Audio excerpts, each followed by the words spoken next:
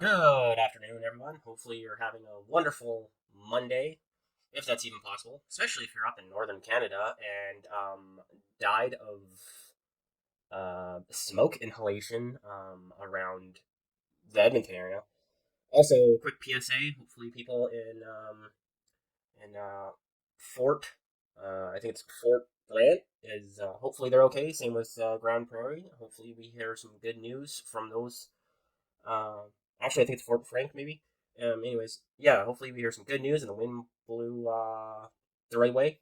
So far, though, I've heard that the wildfire is about 1.5 kilometers away. So let's let's just hope that the rain that's coming the next few days helps. On that note, I got a fun one for you guys today. It's an old story from CBC, and this will be more of a rant about forest fires. I've been thinking a lot from how they said that this wildfire just kind of came out of nowhere. And it got me thinking about the PSAs that the government used to send out to us all the time through cable TV. Like I remember the ones where it was like they had a family having they were camping and had a campfire, and below them were a bunch of matches. They said during fire bans, all around you are the ground's a pile of matches. All it takes is one spark, and that could light up the whole forest around you. So make sure you put out your fires correctly. And also, they put PSAs out about people, or like not to throw your smoke butts like out in the ditches because um, during dry times, the ditches like it's like paper. Pretty much all you need is one spark and it just lights everything and it lights up so like this is what the government said is it lights up so quickly that you can't stop it. There's no way. Same with recreational vehicles. They had another one go out like that. I can't remember what exactly it was, but it had something to do with I think it was like the carburetors or the exhaust on the recreational vehicles when they get like super hot.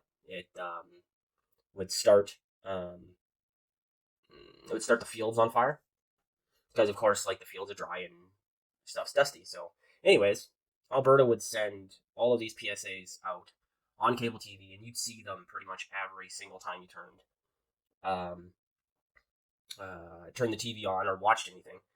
And I'm thinking now, like, what's the reason why we're seeing a ton of these forest fires right now? It is like one, there's is government intervention in wildfires. So back in the day, what they used to do is like for decades they've been preventing natural wildfires. So all there's been all of this buildup in the mountains of like deadwood and a bunch of um, um, dry bush that just usually the forest would deal with it itself in small doses by starting its own wildfire. But now that it's so built up, these things just go out of control. But also, I think because the Alberta government um, is trying to send some of these commercials out on like YouTube and trying to send them out, like of course through cable TV, but nobody really watches cable TV anymore except for maybe like boomers and older people, right? And you like they don't send these things out on Netflix. So I watch Netflix and I haven't seen any on there. Same with Prime and all these other places. There's no government PSAs about wildfires. So I think people forget how easy it is during the dry season um, to start these fires. So I'm gonna this like I said, this is gonna be more of a rant rather than reading an article. I just have this article up because I'm gonna send a link to it so you can read about how you can prepare for a wildfire. So uh, air filtration system would definitely help a lot if you're in a smoky area. So hopefully you're in a well, I think a basement apartment would help a lot because you're lower. But yeah, definitely. Um, and water pumps and stuff like that definitely help a lot too, as long as the electricity doesn't go out. But to all of the people who forget how easy these wildfires start, here's a little info for you. So I drive a lot, and I find it fun. So driving down the highway, especially to Jasper, and especially like when I used to go to Banff, I'd always see people flick out their cigarette butts out onto the road, and you can literally see all the sparks come off of those cigarette butts. Now, in the past, that didn't happen too much because people recognized that, hey, this could start a forest fire. Now it's happening more and more and more and more, and it's incredibly irritating because then we have stuff like this where it um, lights up dry grass in the ditch, and the government's been warning us, hey, we had an El Nino, and we didn't have enough snow, so everything's going to be dry. But people still don't realize, hey, a spark can light this whole thing up. And then what happens is, because you were negligent and thought, oh, yeah, one cigarette butt won't do this, it lights the whole place on fire, and you can't stop it. Same with having campfires and not putting it out correctly. There's one big fire in Banff that happened because somebody had a campfire and didn't put it out correctly, and then it started the forest on fire. Well, congratulations. You're the guy who just subjected BC to a forest fire and put people in jeopardy. So I'm going to keep, like, from what started up this weekend, I'm going to keep an eye on it to see what actually happened. But that thing was massive, or is massive. So I don't know. I assume it was it was started because of people's negligence, because it just came out of nowhere, and that's what the firefighter said. Like, it just came out of nowhere. So I'm assuming something happened. Hopefully, we get a little bit of information later on when they get it under control. So, if it was human started, congratulations, you put two cities in danger. So, and also, I mean, there's also people who like starting fires. I don't know why these people have it in their head that it's a good idea to put other people in jeopardy and to ruin other people's health with smoke. But to anybody who actually does that, hopefully you get caught and you get to stay in jail for the rest of your life, because that should be the cost for all the damage you've done. Or you have to pay yourself for everything. So if nobody passes away because of your actions and you start a fire, you have to compensate everybody. So then you'll be an eternal slave, which you should be if you start this fire on purpose. So I know, like, wow, I think anybody would really agree with me. Now, if it's by accident, there's a lot of accidents that could happen. Like I said, not putting out a campfire, recreational vehicles. Those are a big one too, because of how fast you go and you don't realize it, and of course because everybody loves going on like quad drives and stuff like that. Now I don't know how, and maybe you guys, while you also subscribe, and you can comment below on how you can keep, I believe it's either the exhaust or the radiators cool on your recreational vehicles, because that would be that's a big one for bushfires as well, because those things get hot. Back in the day when I used to have a quad, I remember I wasn't allowed to drive it during the summer because the exhaust would get too hot. Because in the wintertime, I drive that thing and it would melt my clothes. It would melt my pants and then burn my skin if I didn't pay attention to that. And that was in the wintertime. I couldn't imagine on a plus 22 day. And with one of those things, you drive so fast, you wouldn't notice until you created a stretch of fire, right? So there used to be some of those things. Plus, sometimes they would leak oil, so that would be a big thing as well. I don't know if last year that happened, but that's one of the things to be wary of, because I remember in the past that was a big thing. So, like I said, in the comments below, put what you recreational vehicle guys do to your quads and stuff like that to kind of keep it cool and keep everything not melty. So there's that as well. And actually, I'll get a little bit into this, and we'll see what you can do to prepare for a forest fire, or at least what the CBC says you should do. So they said 2024 began. There are still fires going on from the previous year. They call it zombie fires. Okay, just have to make it sound cool, don't you? So they say the warm, dry weather that capped off what is expected to declare the planet's hottest year on record because of a global El Nino weather system. Now, apparently, from what I heard from people out east, is it's supposed to be an El Nino now that the El Nino is done. So it's at least out east is supposed to be incredibly wet. So we might not have as bad as a year as last year because out east it it's gonna be too wet for that. So if you're out east, let me know how bad it is. Because when I used to live out there, the rainstorms that they used to get, like it was like a monsoon. I used to just watch that stuff from the office and just be like, how can there be this much rain? So they say the whole concept of business as usual is out the window. Is a quote from John Robinson, a professor at the Munk School of Global Affairs and Public Policy and School of Environment at the University of Toronto. Unfortunately, response to disaster isn't a time where you can get a lot of creative policy. Environment and Climate Change Canada is projecting above normal temperatures across the country, and this was in January, mind you, and about 70% above normal in April through June. So that was of last year.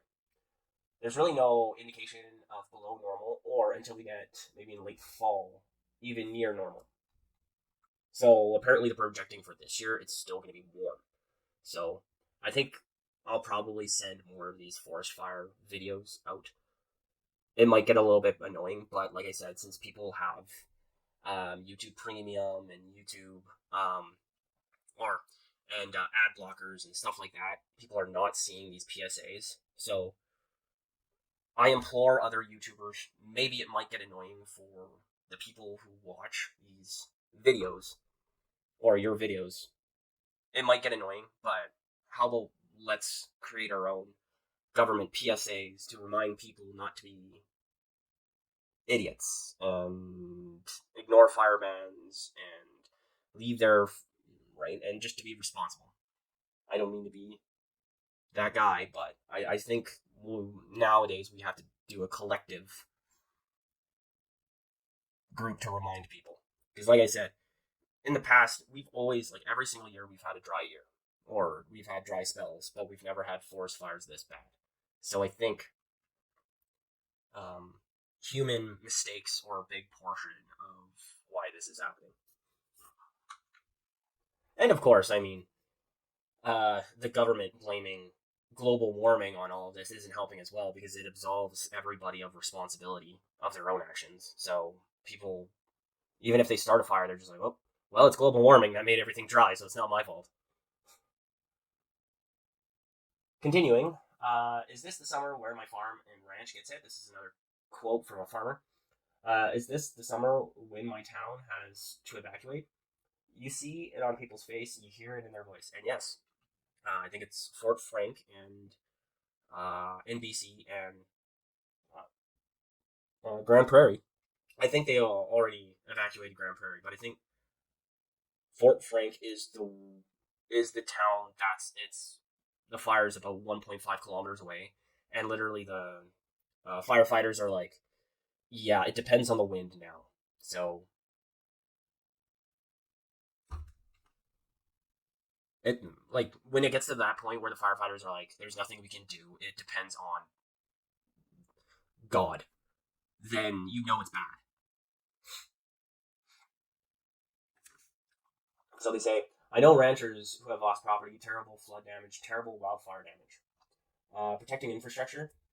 They also said a lot about this, and I read this on another post. Is a big thing with this infrastructure is a big part of it. It can't be protected. What they're trying to do is they're trying to build stuff more out of concrete.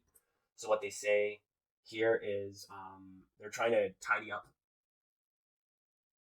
yards, making sure there's no burnable debris in gutters or under decks, and reconfiguring gardens so rocks are closer to buildings. Okay, and she said communities across Canada should start making emergency plans of action before spring and accepting it's not an if but when.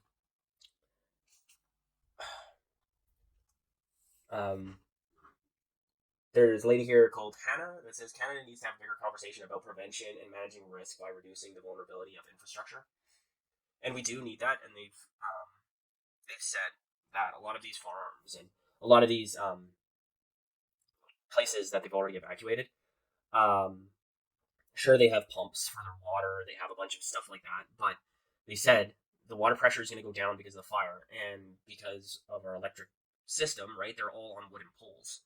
So the electricity is going to go down, and so those pumps will be useless. So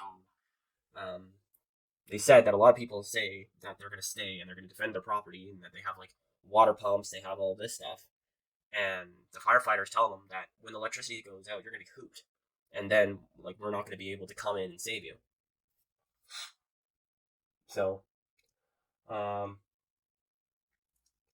excuse me.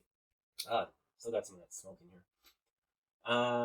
So they also say that Wildfire Resilient Futures Initiative invested $285 million over 5 years with a focus of prevention and mitigation, including reinforcing the Fire Smart Canadian program.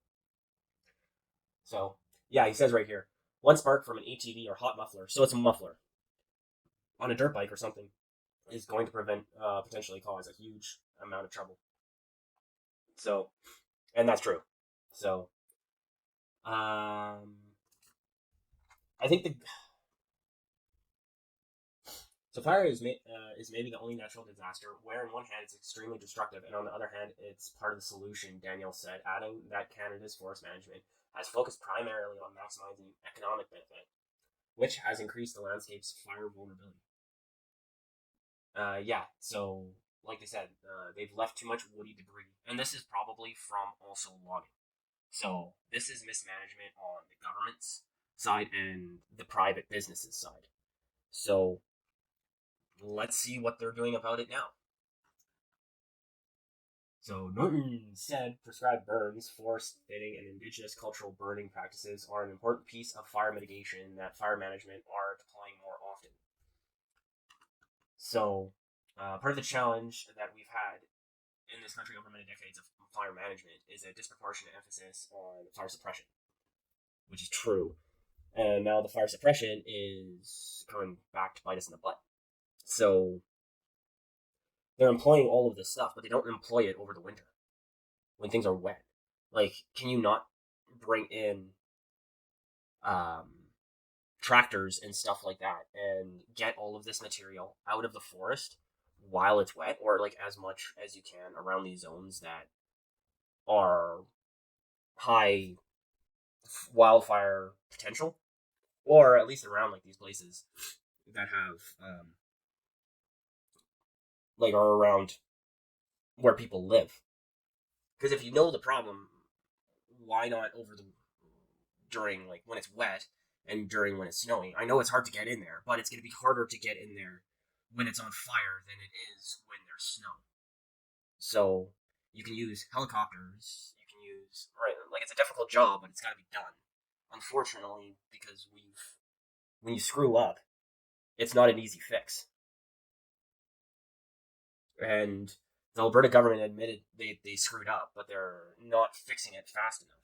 And they're not fixing it at the times where everything's wet and it's safe to fix it. And unfortunately now, I don't know if Alberta and BC government are putting in laws for these private logging businesses to actually clean up their shit so it doesn't start on fire. So you get these private businesses, logging businesses, who left it like that to clean it up themselves, like responsible companies are supposed to do. So, anyways, this video is getting long. It was really, really ranty. I know. I'm kind of a little bit ticked off because I took this weekend was supposed to be a hiking weekend in Jasper, and we probably all know how that went. So, let me know if you're from Canada how your weekend went and how you survived the smoke, and also let me know what other fire prevention stuff you do privately to keep your home safe. And have a good day.